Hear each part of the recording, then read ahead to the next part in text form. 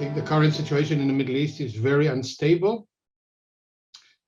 There are serious governance problems in most of the countries of the region. And in addition, there are some serious interstate conflicts underway that superimpose themselves on the governance problems. So I think the situation is quite unsettled.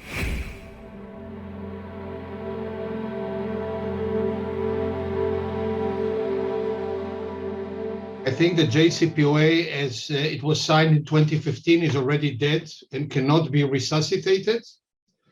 There will probably be some arrangement where Iran would not get a hell of a lot closer to the bomb, but would remain a nuclear threshold state in the coming years, but the situation will be quite unstable.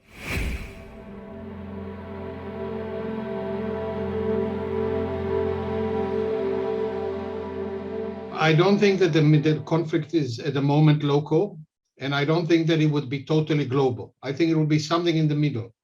Russia and the United States, in one way or another, are involved directly or indirectly in that conflict.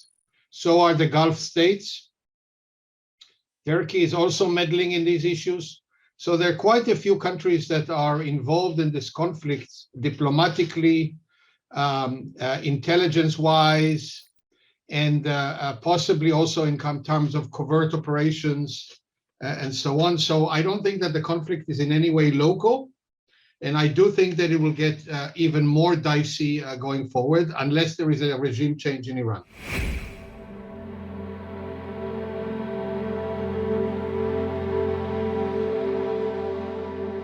Let me put it this way. The problem that Israel faces with Iran is not confined to the nuclear issue.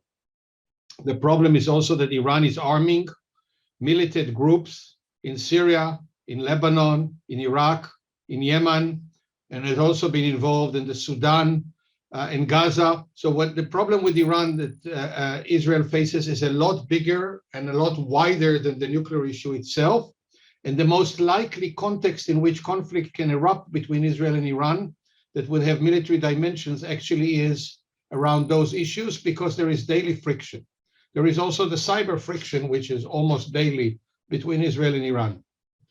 Now, on the nuclear issue, I would say that it cannot be ruled out that Israel will take military action against Iran if it is convinced that Iran is actually racing to the bomb.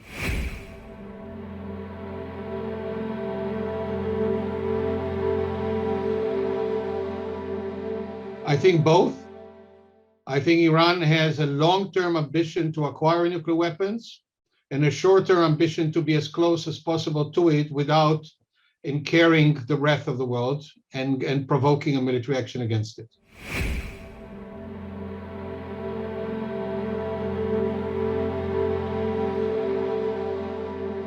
My belief is that if Iran acquires nuclear weapons, you will see very quickly nuclear weapons in Saudi Arabia from Pakistan.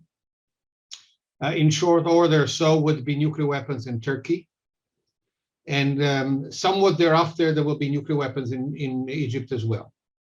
So my belief is that the combination of nuclear weapons from Pakistan and nuclear technology from Pakistan and other places would find its way across the region shortly after Iran acquires nuclear weapons.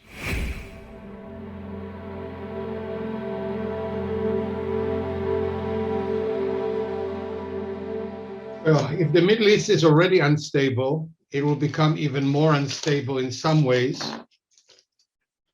because you're dealing here with new countries that would possess nuclear weapons that are not very stable internally.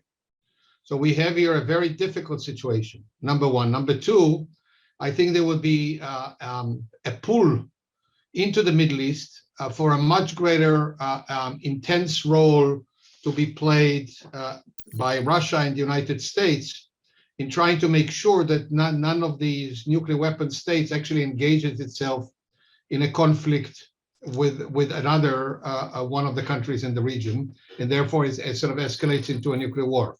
The biggest problem is going to be that the low-key warfare that is going on in the Middle East could be much, much worse if countries have a nuclear umbrella and can therefore feel that they can take greater risks.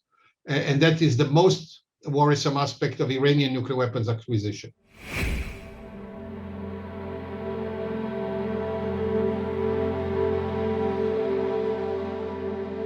Let's put it this way. I think it's quite unstable for a combination of reasons that range from a very fragile economy across the world, where inflation is growing, and quite dissatisfied parts of the population in most of the countries of the world.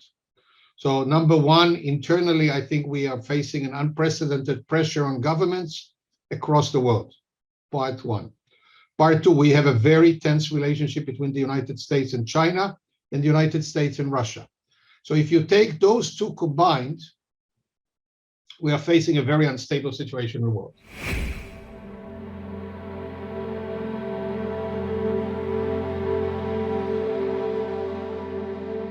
A hell of a lot depends on Russian behavior.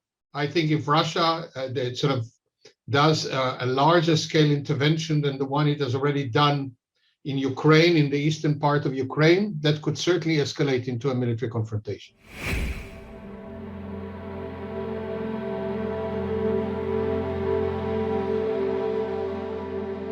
I do not think a nuclear war is a very highly likely scenario, or not even a likely scenario anytime soon.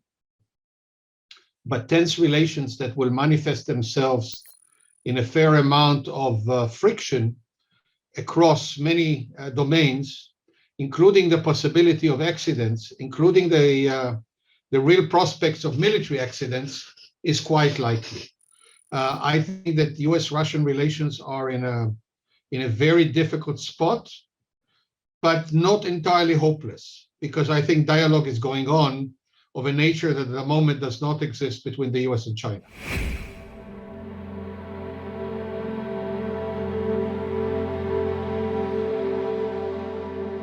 So let's divide the question into two parts. The situation in space is quite problematic because every one of the major powers is now trying to develop space capabilities, counter space capabilities, testing counter space capabilities, and so on. Point one. Point two, the biggest problem that this poses for the moment is for the commercial exploitation of space. And given that most of the countries that we're concerned with do have a very ambitious space exploitation plans for thousands and thousands of satellites, the prospects of a lot of debris in space is a big problem, and will endanger some of the big plans that are underway to use space for peaceful purposes. There is also some possibility that accidental developments as a result of some of those actions would also trickle into a confrontation between the major powers, very similar to what we're seeing in cyberspace. Now, I do not see the prospects of arms control in space as such as very serious, because I think none of the major powers wants to seriously engage in arms control in space and limit its capabilities. That being said, I do think there is considerable room for confidence building measures and other types of norms of behavior on space conduct and counter space conduct. And there I see a serious potential and an immediate need.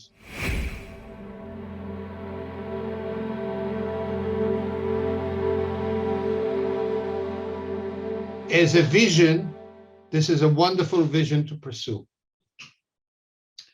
As an operational plan, I think elimination of nuclear weapons is a fantasy.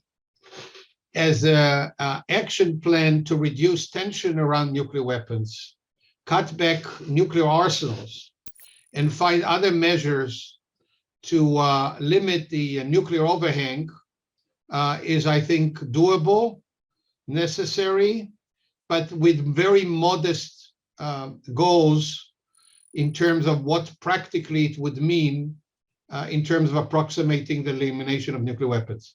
I think we are moving further and further away from elimination of nuclear weapons, not towards towards a more and more nuclearized world rather than a less nuclearized world.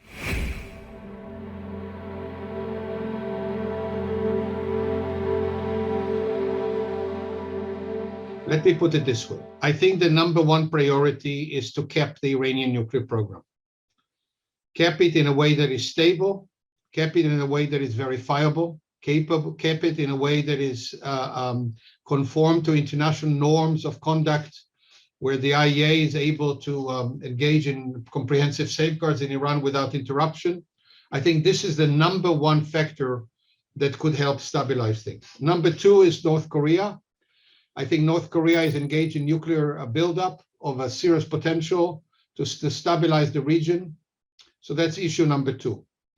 Issue number three, I think that there should be a serious effort to stabilize American-Chinese competition in ways that are not dissimilar to what Russia and the United States have done, particularly since the 70s. Because I think there is the most immediate potential for accidental escalation. Number four, I think there is room for further stability improvement between Russia and the United States, which I think is an extraordinarily important but very difficult process at the moment. And in the meantime, to try and find the de-escalation formula on Ukraine.